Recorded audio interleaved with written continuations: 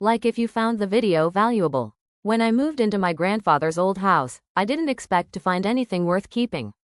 The place had been empty for 5 years. Dust everywhere, boxes of things no one remembered, shelves of photo albums with names I couldn't place. But in the attic, tucked inside a cracked leather suitcase, I found something strange. A bundle of letters, all unopened, all addressed to the same person, my grandfather, and every letter was signed by someone named Isabel. I didn't recognize the name.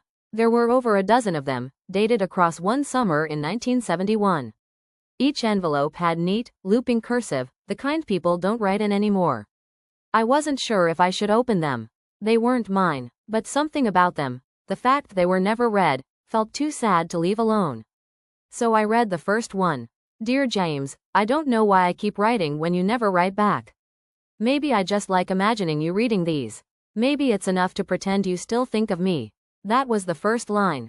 The rest of the letter was soft, hopeful. She talked about the town, the weather, the small bookstore she had started working at. About a poem that reminded her of him. It wasn't dramatic. It wasn't desperate. It was real. I read all 12 letters in one sitting. And in each one, Isabel got a little braver, a little more honest. Sometimes I walk past the diner where we sat that night in July.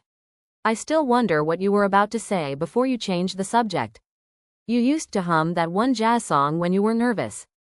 I heard it the other day on the radio and nearly cried in the bakery. I think we loved each other in the quietest way possible. And maybe that's why no one noticed when it ended.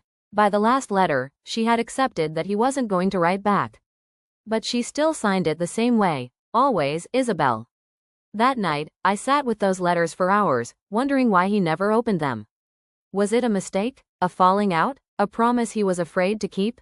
I asked my mom the next day if she knew an Isabel. She went quiet, then nodded slowly. She was the one before your grandmother, she said.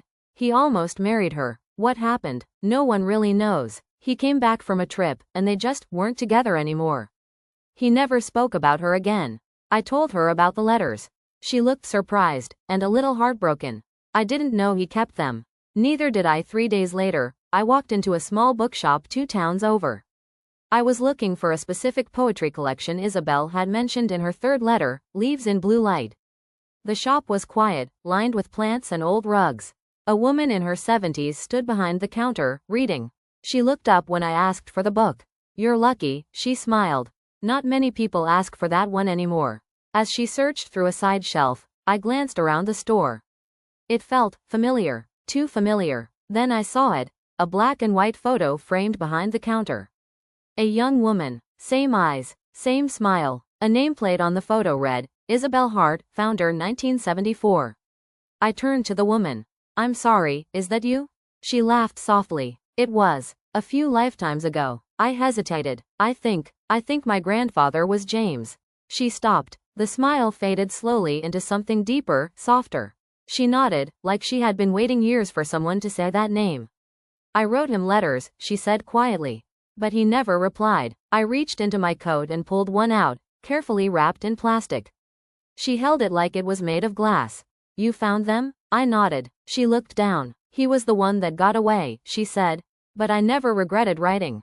I stayed for tea. We talked for hours, about James, about their summer, about why things don't always end with answers. When I left, she gave me the book. And a folded slip of paper she wrote while I sipped my tea. To the boy who carries stories that were never finished, thank you. I still visit her sometimes. Not because I believe in fate.